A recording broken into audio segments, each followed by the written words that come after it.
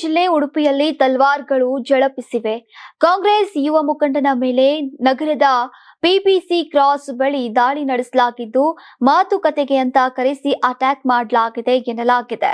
ಘಟನೆಯಲ್ಲಿ ಎನ್ಎಸ್ಯುಐ ಉಪಾಧ್ಯಕ್ಷ ಶರದ್ ಕುಂದರ್ ಗಂಭೀರ ಗಾಯಗೊಂಡಿದ್ದು, 6 ದುಷ್ಕರ್ಮಿಗಳ ತಂಡದಿಂದ ದಾಳಿ ನಡೆದಿದೆ. ಮಣಿಪಾಲ್ ಹೋಟೆಲ್ನಲ್ಲಿ ನಡೆದಂತಹ ಈ ಗಲಾಟೆ ಮುಂದುವರಿದ ಭಾಗವಾಗಿ ಈ ಘಟನೆ ನಡೆದಿರುವಂತಹ ಮಾಹಿತಿ ಇದೆ. ಟಾಟಾ ಸಫಾರಿ, ಮಹೀಂದ್ರ ಥಾರ್ ವಾಹನಗಳಲ್ಲಿ ಬಂದ ಆರೋಪಿಗಳು ತಲ್ವಾರ್ನಿಂದ ದಾಳಿ ನಡೆಸಿ ಕೊಲೆ ಯತ್ನವನ್ನ ನಡೆಸಿದ್ದಾರೆ. ಜೊತೆಗೆ ಜೀವ ಸಹಿತ ಬಿಡುವುದಿಲ್ಲ ಅಂತ ಬೆದರಿಕೆ ಹಾಕಿದ್ದಾರೆ ಎಂಬ ಆರೋಪ ಕೇಳಿಬಂದಿದೆ. ಉಡುಪಿ ನಗರ ಪೊಲೀಸ್ ಠಾಣೆಯಲ್ಲಿ ಈ ಬಗ್ಗೆ ಪ್ರಕರಣ ದಾಖಲಾಗಿದೆ. ಆರೋಪಿಗಳಿಗಾಗಿ ಖಾಕಿ ಪಡೆ ಹುಡುಕಾಟವನ್ನ ನಡೆಸ್ತಾ ಇದ್ದು, ತನಿಖೆ ಮುಂದುವರೆದಿದೆ. ಅಂತಾರಾಷ್ಟ್ರೀಯ ವಾಣಿಜ್ಯ ಮೇಳ 2026 ಫೆಬ್ರವರಿ 6, 7, 8ರಂದು ಬೆಂಗಳೂರಿನ ಅರಮನೆ ಮೈದಾನದ ತ್ರಿಪುರವಾಸಿನಿಯಲ್ಲಿ ಆಯೋಜಿಸುತ್ತಿದೆ.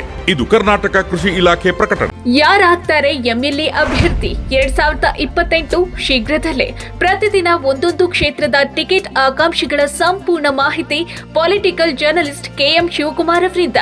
ಕರ್ನಾಟಕದ ನಂಬರ್ 1 ಡಿಜಿಟಲ್ ಮೀಡಿಯಾ ನಿಮ್ಮ ನೆಚ್ಚಿನ ಕರ್ನಾಟಕ ಟಿವಿಯಲ್ಲಿ ಮಾತ್ರ. ನೀವು ಸಣ್ಣ ಆಗ್ಬೇಕಲ್ವಾ? ಅದು ಒಂದು ಉತ್ತಮ ಆಹಾರದಿಂದ ಸಣ್ಣ ಆಗ್ಬೇಕಲ್ವಾ? ಪ್ರತಿದಿನ ನಮ್ಮ ಜೀನಿ ಸ್ಲಿಮ್ ನ ಯೂಸ್ ಮಾಡಿ ಯಾವುದೇ ಸೈಡ್ ಎಫೆಕ್ಟ್ ಇಲ್ದಂಗೆ ನೀವು ಸಣ್ಣ ಆಗ್ತೀರಾ.